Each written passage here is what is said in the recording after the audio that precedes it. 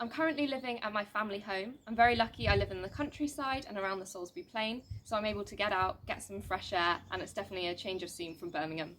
Hi, my name is Nisha. I am a second year single honors drama and theatre arts student. Right now, I am back in Hong Kong, which is where I grew up. I've been back for almost 3 weeks now. I was planning to come back for Easter break, but my family and I sort of decided that I was going to come back a bit earlier because we were worried about travel restrictions and I didn't really want to be in Surrey by myself in my flat. I recently just completed the 14-day compulsory quarantine. The 14-day compulsory quarantine basically meant that I had to wear a wristband for 14 days and download an app that tracks my location, and all that meant was that I had to stay at home for 14 days. My family could still go in and out of my apartment. Yeah, and it wasn't too bad. But now that those 14 days are over, I am free to go out. I've been out for a couple of days now, been into town, been to do some stuff I miss. I developed my film photos, went to have some really good food and stuff like that. There's still lots of people walking around in the city, and it sort of feels quite normal, except everyone's wearing surgical masks, and everyone's just a bit more cautious about touching stuff and making sure your hands are clean, and just generally cautious of whatever's happening. But other than that, it's not too restricting here.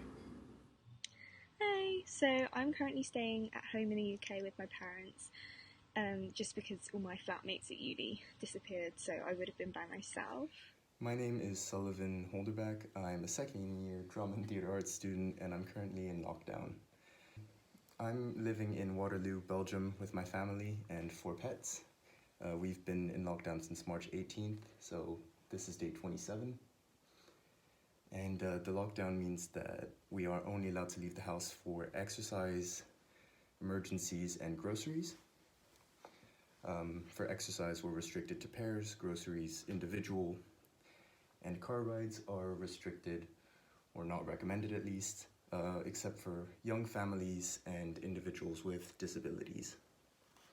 Hi, I'm Lily, and at the moment I'm in Birmingham in the UK in quarantine. And the reason that I'm in Birmingham is because my parents actually live in the US and we didn't have time to fly over to them before they shut the borders. So that's why we're still here. I'm here with my sister, which is really nice. At the moment we're in lockdown. It's pretty strict regulations at the moment. We're not allowed to leave the house unless it's for the shops or one form of exercise a day. So yeah, I think we are in a pretty bad place with the pandemic at the moment with the virus. So we've just got to keep going. I think it's the not knowing at the moment when it's all going to finish, but you know, we all just got to keep going. And yeah, that's our living situation at the moment.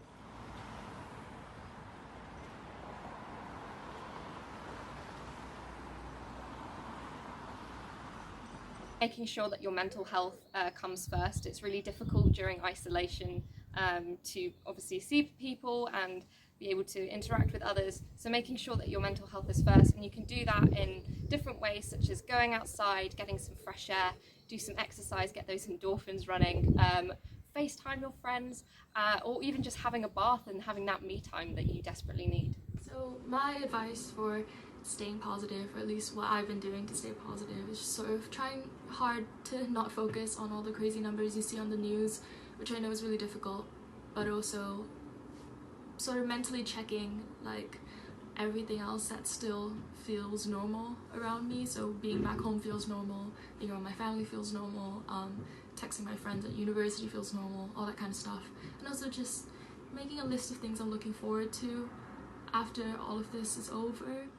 My best advice for staying positive is to be outside and do daily exercise, and just keep reminding yourself that everyone is in the same position as you. We're all in this together and we will get through it. Keep smiling, we'll be fine. My best advice for staying positive is to stay as self-reflective and inquisitive about anything you're feeling or questioning throughout this time. Just being able to recognize how you're feeling and what you're feeling, and potentially why, is a great way to deal with any positive or negative emotions. Just knowing your enemy, then be able to deal with them, so to speak. My best advice for staying positive is to, if you can, do some exercise, like any form of exercise, like if it's a run, if it's just a little workout on YouTube or something. I feel like exercise really helps with your mental health at the moment and keeps you a bit more sane, makes you feel like you've done something. I think honestly doing like FaceTime chats with your family and your friends and just like trying to keep connected with people in this time, because I think this is the time when we should really appreciate social media, when we can actually like talk to people and stuff. My best advice for staying positive is just to maybe, like, if you're really feeling down in isolation, to try and make a routine of your day. So whether that's having a bit of uni work to do, a bit of exercise, a bit of something fun to do, if that's something like something to keep your brain active, like a jigsaw puzzle or like colouring or something like that. And then just watching movies, doing stuff with family. If you're with your family, do stuff in the garden or whatever. Like, honestly, I think it's really sunny at the moment, so honestly going outside in your garden is some of the best advice I could give as well.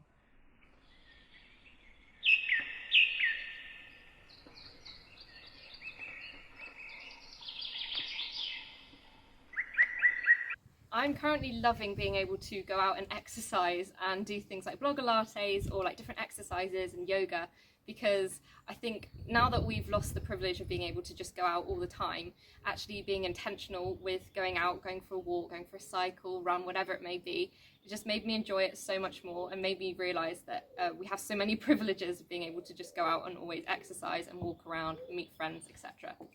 Again, I've been enjoying my walks. I don't normally walk that much at home as it is, but the fact that we can't really exercise any other way is, yeah, it's definitely forcing me to enjoy walking and spending time outside alone with nature. It's great. It's really great. My favourite activity to do during this lockdown is writing music, drawing, and sports. Obviously also spending time with family and animals. In terms of drawings, I've been doing some more comic book style stuff because I want to try different styles. Some weird surrealist doodles and weird stuff. My favourite activity to do during quarantine is probably cooking. I really like it. I find it quite therapeutic, and I'm starting to like try out loads of different meals, and also baking as well. I made a banana bread the other day and things like that. I feel like this, now that we have all this free time, you know, learning new things and stuff and watching loads of cooking shows, that's what works for me. So yeah, I've really been enjoying doing that lately.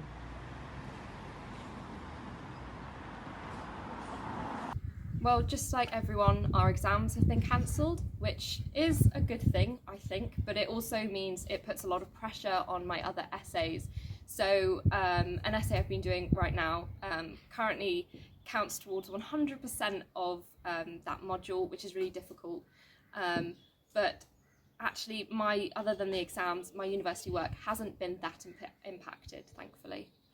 In terms of university work, I think I'm getting my head around it now, but it definitely was a weird situation to be in a couple of weeks ago, just because of all the uncertainty in deadlines and exactly what we had to submit, mainly in terms of practical modules. So I was doing theatre praxis and allocation last term, which meant that a lot of the work we were doing either had to be digitalized, or we had to submit something different, or we didn't have to submit certain things.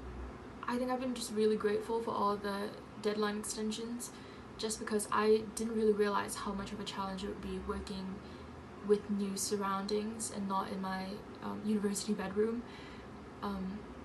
and away from the sort of resources we get at university, like the cellular library and the software and computer clusters and stuff like that. But it's going all right. Yeah. A couple of my performance assessments I obviously didn't get to do, so instead they've become either group essays or just having to submit things online as opposed to in person. In terms of my other assessments, they're all essays which can be digitally submitted. The quarantine's affected my academic work quite heavily, just considering that the majority of my assessments for the second term were practical. For example, the design project for TC2, allocation, design for Animal Farm, and theater praxis performance. So all of those have been modified to be done from a distance, which is good, but also frustrating for me because I have a preference towards performative and practical work rather than written. So I understand that grades and whatnot will be lenient, but it's still frustrating to not have the experience.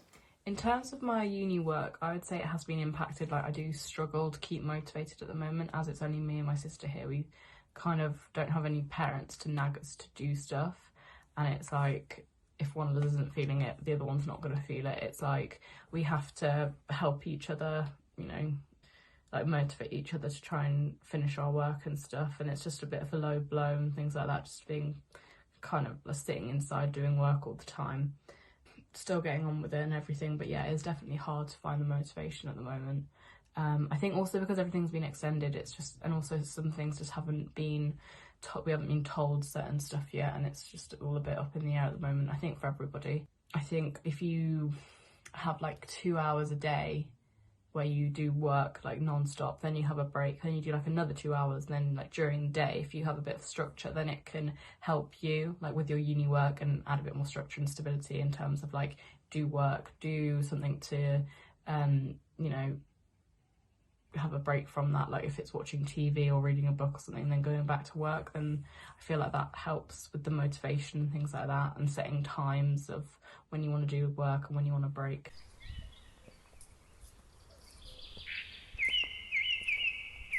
Seeing friends, being able to do drama again, hanging out at the guild, and just being able to be around people and catch up with them, see how they're doing.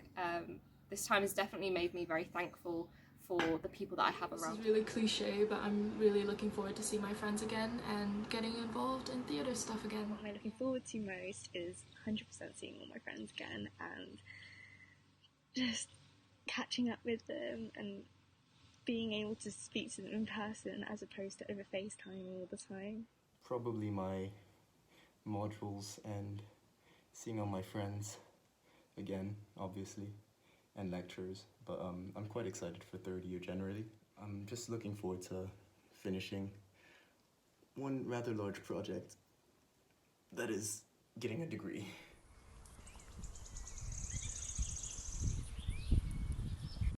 Well, we've actually been speaking about it on our most recent podcast episode, so it's a cheeky shout out. Go have a look at that on the DTA Lit SoundCloud.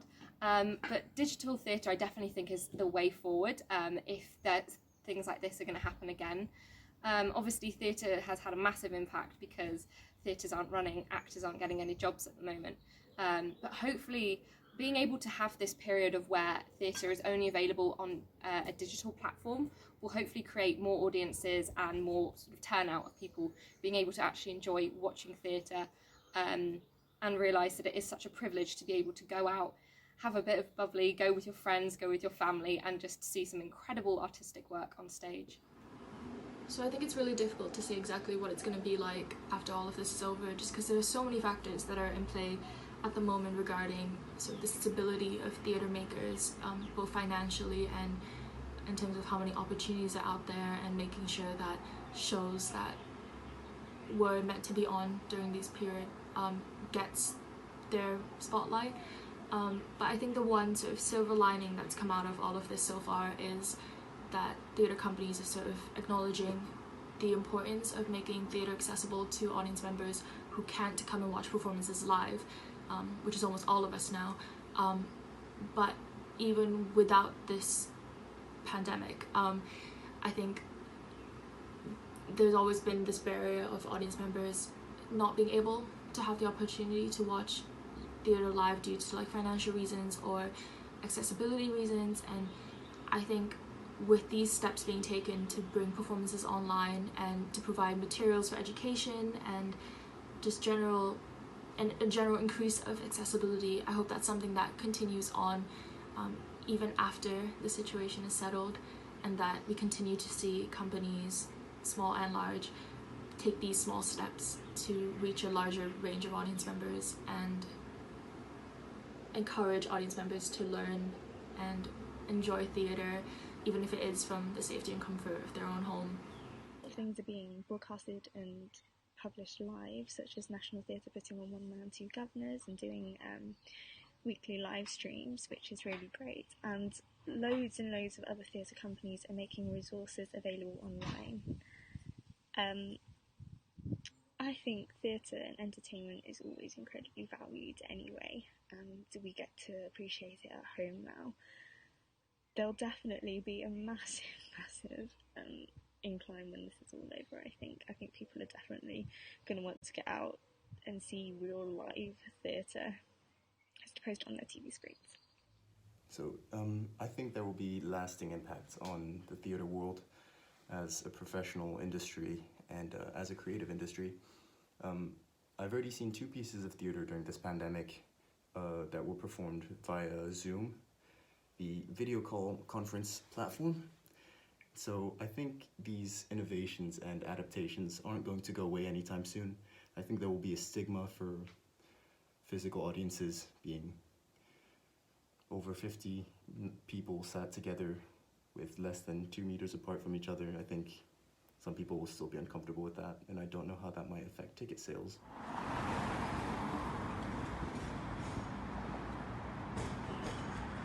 I definitely think that now that people have realised that we have so much freedom, once you've lost it, you realise how much you really have. I think also people will definitely realise just how lucky we are to be able to go and meet old people or people who are immunosuppressant, etc. Because I think it's really difficult knowing that we're not going to be able to see them for the next few months. And hopefully people will become a lot more kind and realise that being selfless is the way that we bond together as humanity. And I think it's been so nice being able to see all these movements and like clapping for our carers and for our NHS and realising that despite it all, we as humans need company, we need people to be helpful, we need our necessary workers, and that actually all this materialistic, all this other things that we have on top is great and it's a bonus, but actually fundamentally we need one another, and as humans we have the capability and the ability to be kind, caring and thoughtful people.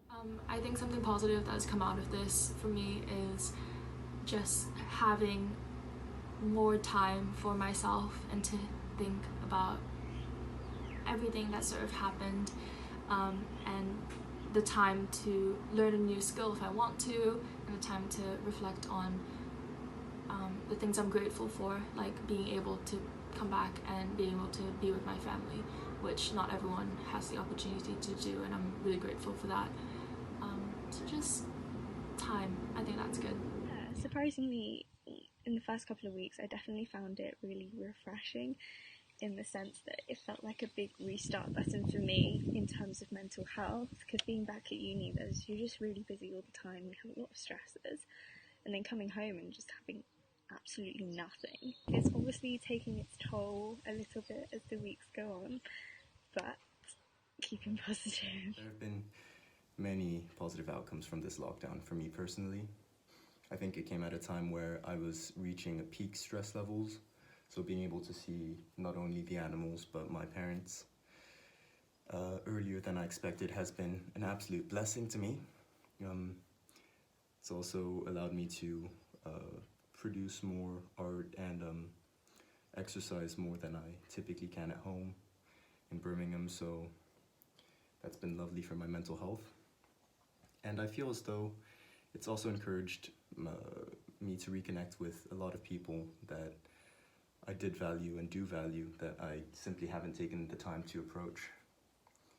And it's taught many of my friends and family to really value genuine human connection and the people that we find important to us, not only because we are losing family members and friends, or at least I am personally, but also just because when we interact now, it forces us to really appreciate who we are rather than performing more mundane and banal activities for the sake of doing so, or for the sake of making profit. So I'm quite happy about that. Did you already want to go down? Oh, he does. Oh, he's a good boy. Got hair all over my hoodie. Door's open if you want to go. It really makes you realise how I'm really lucky to have my sister with me and, you know, be able to hug her and stuff. I don't think I'll ever take hugging for granted again. You know, you have to stay 2 meters apart. You know, you can still talk to people and make sure they're okay and everything. You know, everyone really is pulling together. What's positive is, like, people in the community are abiding by the rules because everyone just wants to get out of this as soon as possible. And, you know, I don't do it myself, but I know friends who are helping their neighbours, like, get their shopping and stuff. And I think also what's really positive is, like, I'm FaceTiming my grandparents a lot more now, which I probably wouldn't have done as much of before. So yeah, checking up on them and speaking to them is really, really nice. It makes me want to do it a lot more in the future. It's a shame we're in this sort of, like, you know, thing that's going on, but, you know, talking to them just gives a bit more normality to life and things like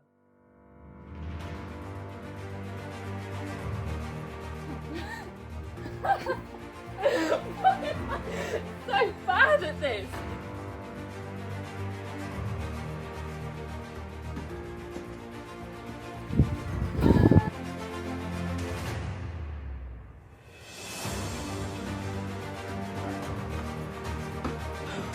Okay.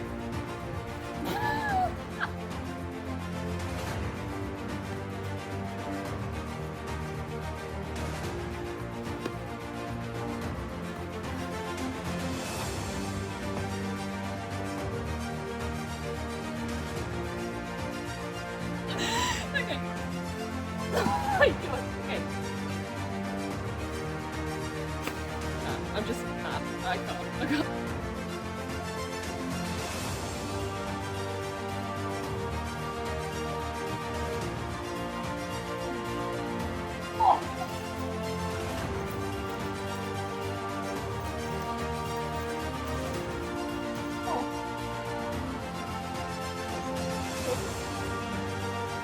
Like, we're not going down far enough.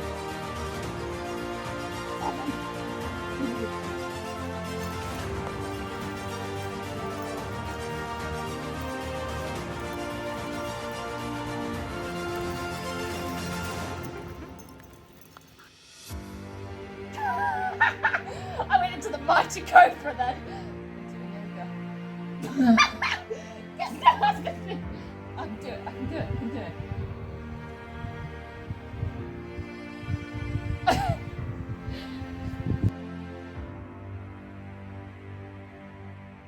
I don't know if you're supposed to put your contour on before the rest of your makeup or after the rest of your makeup, but it doesn't matter because men are stupid. So are we cool? Like, are we in agreement? A, B, C, D, E, F, G. I have to go. What the heck is A, B, C, D, E, F, G mean? It's just a phrase I like to use. That means Is that a real phrase? the conversation is over. If you say A, B, C, D, E, F, G. Yeah. G, goodbye.